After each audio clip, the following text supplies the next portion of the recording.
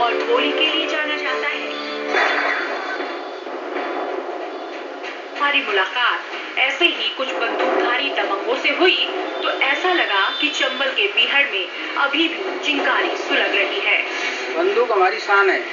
हम यहाँ अपनी खेती बाड़ी और बाहर सारी चीजों को देखते हुए इसको रखते हैं। हर घर में हमारे यहाँ बंदूक का एक चलन है, तो सभी को शौक है बंदूक रखने का। भिंड जिले का इतिहास काफी पुराना है। भिंडी ऋषि की तपोभूमि होने की वजह से इस क्षेत्र का नाम भिंड पड़ा। कहते हैं इस इलाके में किसी पार्टी की सरकार नहीं, बल्कि ददरौआ जी महाराज की सरकार चलती है, जिन्हें डॉक्टर ददरौआ भी कहते हैं। हजारों की तादाद में आने वाले उनके भक्तों का मानना है कि डॉक्टर ददरौआ के आशीर्वाद से उन्हें सभी बीमारियों से निजात मिल जाती है। विश्व भर में यही ददरौआ जी महाराज यानी हनुमान जी का सखी स्वरूप है। हमारे हनुमान जी जो है, जिनका सीधा अर्थ है दर्द हरण। कैसा भी दर्द हो यहाँ तो ठीक होता है। कई रोगी आते हैं तो 5 मंगलवार यहाँ करते हैं, उसके बाद भभूति लेते हैं, भभूति लेकर के ठीक हो जाते हैं। हम आगे बढ़े तो हमें मिला प्राचीन गौरी सरोवर के तट पर पृथ्वीराज चौहान द्वारा 121वीं शताब्दी में बनाया गया मनखंडेश्वर महादेव मंदिर। इस मंदिर में पिछले 800 सालों से घी का दीपक प्रज्वलित है। इस पवित्र धर्म स्थल के दर्शन के बाद हमारी टीम निकल पड़ी भिंड के ऐतिहासिक और पुरातात्विक महत्व के स्थलों को खोजने। बारिश में भीगते हुए हम पहुंचे 16वीं शताब्दी में बने अटेर के किले में। भदौरिया शासक ने इस किले का निर्माण 1644 में आरंभ किया था, जिसे 1668 में राजा महासिंह भदौरिया ने पूरा करवाया। 17वीं 18वीं सदी में सिंधिया जाट संघर्ष के दौरान इस किले पर सिंधिया राजवंश का अधिकार हो गया था। यह अटेर किले का वही खूनी दरवाजा जिसके बारे में ये मान्यता है कि यहाँ हर अमावस्या की रात यहाँ से खून टपकता है।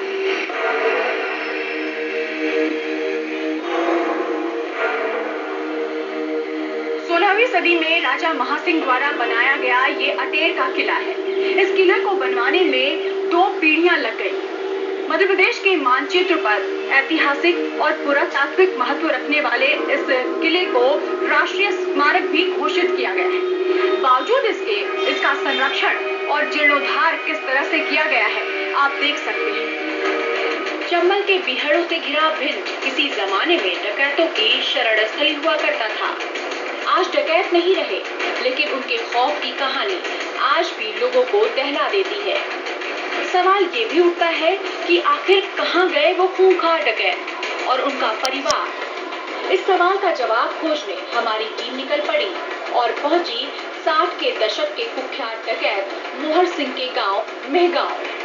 कभी 400 हत्याओं के आरोपी रहे मोहर सिंह से मिलकर हमने ये जानने की कोशिश की कि आखिर भिंड के डकैतों के आतंक की वजह क्या थी।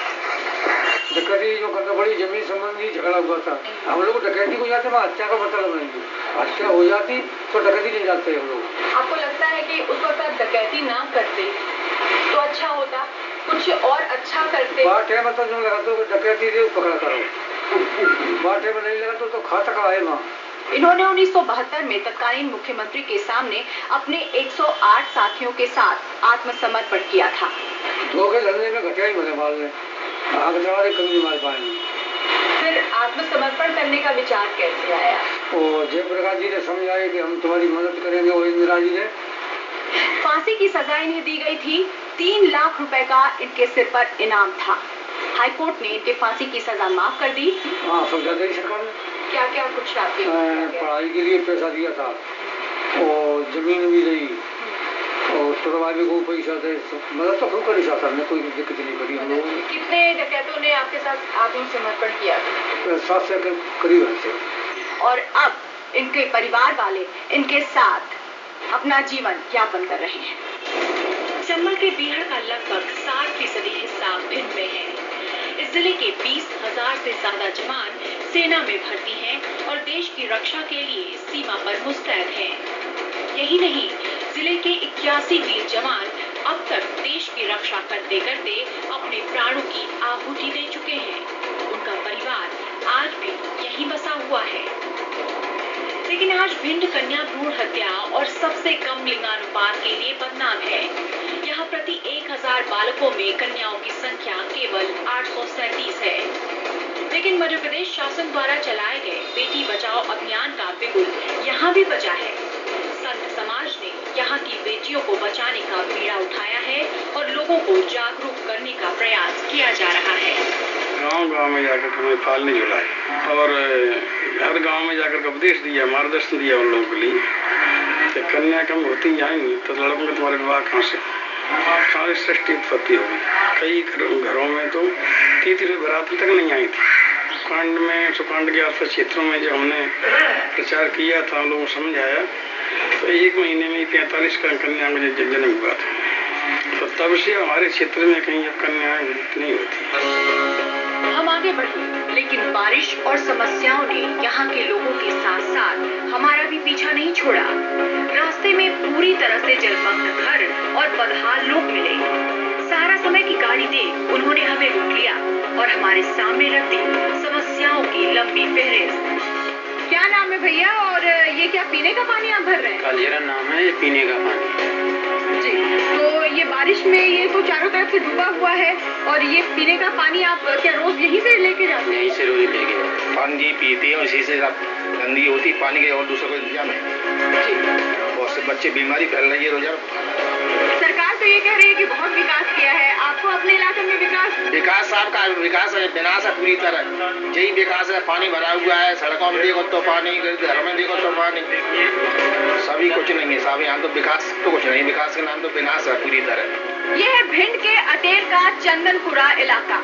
यहाँ से गुजरने वाली सड़क सिंधिया मार्ग कहलाती है।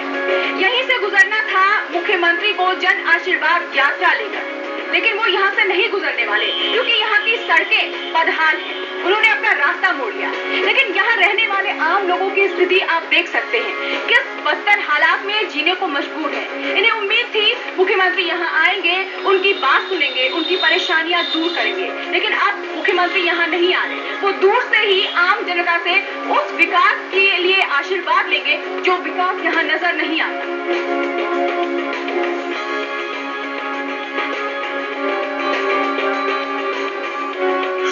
सड़कें और जल जमाव ने यहाँ के लोगों का जीना दुश्वार कर रखा है। न पीने का साफ पानी मिल रहा है और न ही बिजली की माकूल व्यवस्था है। इस शहर में हर जगह हमें बिजली की अजीब व्यवस्था या यूं कहें कि अव्यवस्था नजर आई।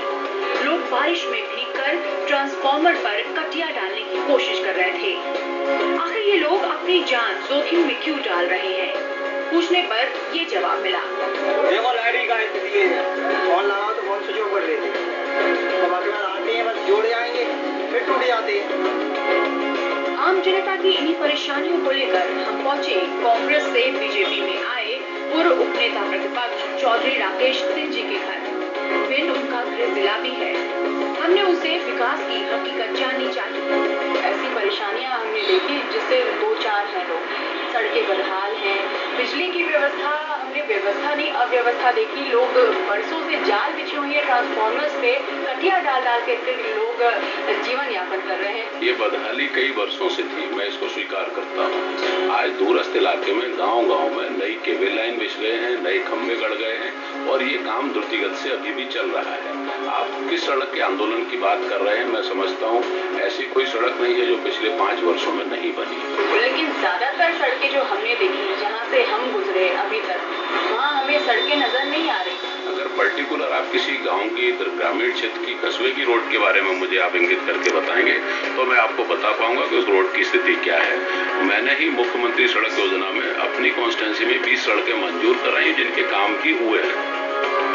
यहाँ के राजनीतिक समीकरण की बात करें तो भिंड, अटेर, मेहगांव, लहार और गोहद 5 विधानसभा सीटें हैं। इनमें से अटेर और मेहगांव में सत्ताधारी बीजेपी के अरविंद भदौरिया और राकेश शुक्ला विधायक हैं। अन्य 3 सीटों पर कांग्रेस का कब्जा था, लेकिन भिंड से कांग्रेस विधायक रहे चौधरी राकेश सिंह के बीजेपी में शामिल हो जाने के बाद यहाँ का राजनीतिक समीकरण बदल गया है। इस क्षेत्र के चुनाव में जातिवाद का बोलबाला रहा है। ब्राह्मण और क्षत्रिय यहाँ प्रतिद्वंदी जातियां हैं। इसके अलावा 20-20% SC, ST और पिछड़ा वर्ग के लोग चुनाव में बड़ी भूमिका निभाते हैं। अगर यहाँ के लोगों के रोजगार की बात करें तो खेती किसानी मुख्य व्यवसाय है। मालनपुर यहाँ का प्रमुख औद्योगिक क्षेत्र है, लेकिन यहाँ के उद्योगों का लाभ जिले के बेरोजगार युवाओं को नहीं मिल पा रहा। युवा मजदूर ठेकेदारी पर काम करने को मजबूर हैं।